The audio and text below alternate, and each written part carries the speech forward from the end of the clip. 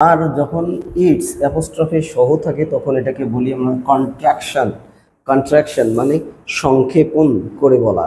Contraction, contraction of it's. It is এর it plus is, it plus is এর contraction it's, অথবা it plus has এর contraction হচ্ছে it's. তো যখন যখন হোয়াট দ্য সাবজেক্ট ইজ এটা বুঝাতে যাব তখন what plus it plus is হবে, ইজ ধরে নিতে হবে। আর যখন আমরা যে পসেশন বোঝাবো মানে অধিকারে কোনো কিছু সাবজেক্টের অধিকারে আছে তখন আমরা বোঝাবো হ্যাভ, পারফেক্ট টেন্সে বোঝাবো তখন হ্যাজ বা হ্যাভ এরকম, তখন হবে ইট হ্যাজ বা ইট have, it have.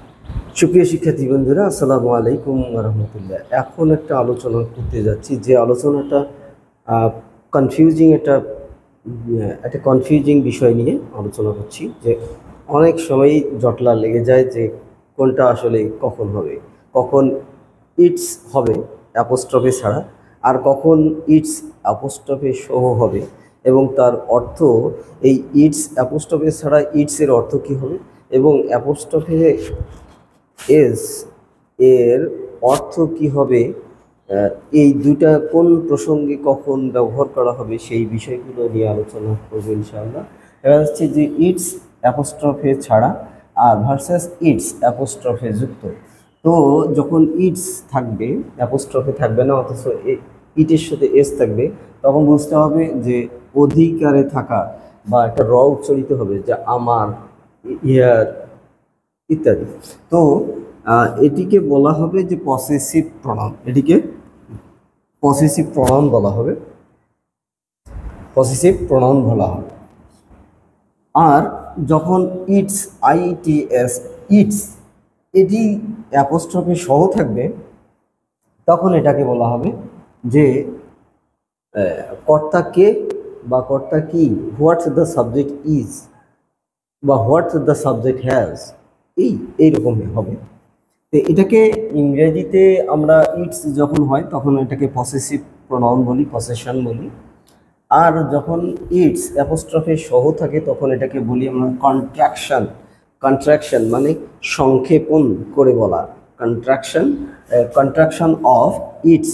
It is এর it plus is, it plus is এর কন্ট্রাকশন ইটস, অথবা ইট প্লাস হ্যাজ এর কন্ট্রাকশন হচ্ছে ইটস।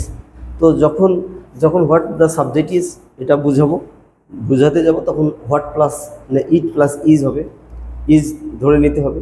আর যখন আমরা যে পসেশন বোঝাবো মানে অধিকারে কোনো কিছু সাবজেক্টের অধিকারে আছে তখন আমরা বোঝাবো হ্যাভ, পারফেক্ট টেন্সে বোঝাবো তখন হ্যাজ বা হ্যাভ এরকম, তখন হবে ইট হ্যাজ বা ইট হ্যাভ, ইট হ্যাজ বোঝাবে, not it have, it has বোঝাবে।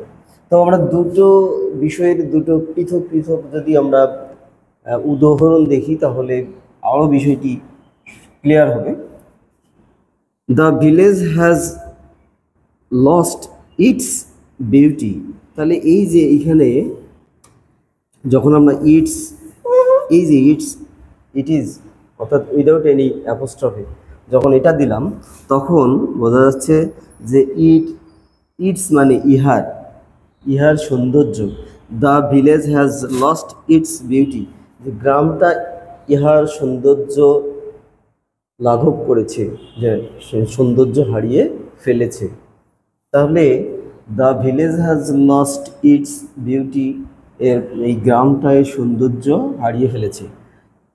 তাহলে ইটস মানে ইহার অধিকার, র উচ্চারণ হচ্ছে, দ্য পসেশন, পসেসিভ এখানে প্রনাউন হিসেবে ইউজ হচ্ছে। আবার যখন দেখছি যে ইটস মানে উইথ অ্যাপোস্ট্রফে তখন বোঝা যাচ্ছে যে এই একটি উদাহরণ এবং এই একটি উদাহরণ আছে যে it is a nice village. It's a nice village তার মানে কন্ট্রাকশন অফ ইট ইজ। ভিলেজটা কেমন, হোয়াটস দ্য সাবজেক্ট ইজ, ভিলেজটা কেমন, what it's a nice village তার মানে ইট ইজ এ নাইস ভিলেজ, এটা একটা সুন্দর, হ্যাঁ ভিলেজটা কেমন সুন্দর। তাহলে what the subject is, that is it is, তখন আমরা ইট ইজকে ডিনোট করব। আবার যখন দেখব যে I have a cat and it and it's a nice name. তাহলে যখন বলবো যে আই হ্যাভ এ ক্যাট, আমার একটি বিড়াল আছে, and it's it's nice name, তাহলে it is a nice name এটা হয় না, যে এ একটা সুন্দর নাম, এটা হবে না।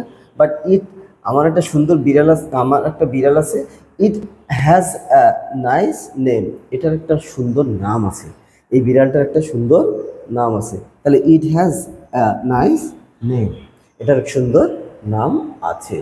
তাহলে এই ইট ইজ অর্থাৎ ইট ইজ অ্যাপোস্ট্রফি ছাড়া যদি হয়, তাহলে এটা এ কন্ট্রাকশন অফ পসেশন, পসেশন অর্থাৎ কোনো কিছু অধিকারে থাকা বোঝাচ্ছে, এবং পসেসিভ প্রোনাউন হিসেবে ট্রিট করা হবে।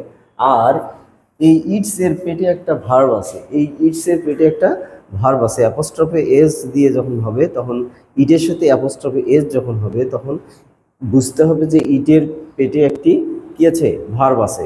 সে ভার্বটা সাবজেক্ট অনুসারে হবে এবং মানে কন্ট্রাকশনটা কনটেক্সট অনুসারে হবে। সেন্টেন্সের যে যেটাকে বলবো যে সেন্টেন্সের স্টেটমেন্টটার উপরে নির্ভর করবে যে ইট ইজ নাকি ইট হ্যাজ। যদি যদি ইট ইজ মানে হোয়াট দ্য সাবজেক্ট ইজ এরকম বোঝায়, তাহলে কিন্তু ইট প্লাস ইজ এই কন্ট্রাকশনটাকে মেইন করবে। আর যদি বোঝায় যে যে স্টেটমেন্টটা বোঝায় যে সাবজেক্টের কোনো কিছু আছে, তাহলে সাবজেক্টের কোনো কিছু আছে, বিদ্যমান আছে, তাহলে সেটি হবে a contraction of it has, contraction of it has. তাহলে বিষয়টা আমরা ইট ইজ এবং ইটস এই এই কনফিউশনটা আজকে থেকে দূর হয়ে যাবে ইনশাল্লাহ। আশা করি ভালো লেগেছে ক্লাসটা। আগামীতে আরও এরকম সুন্দর ক্লাস নিয়ে হাজির হবো ইনশাল্লাহ। সেই পর্যন্ত সবাই ভালো থাকো, সুস্থ থাকো। আল্লাহ হাফেজ। আসসালামু আলাইকুম ওয়া রাহমাতুল্লাহ।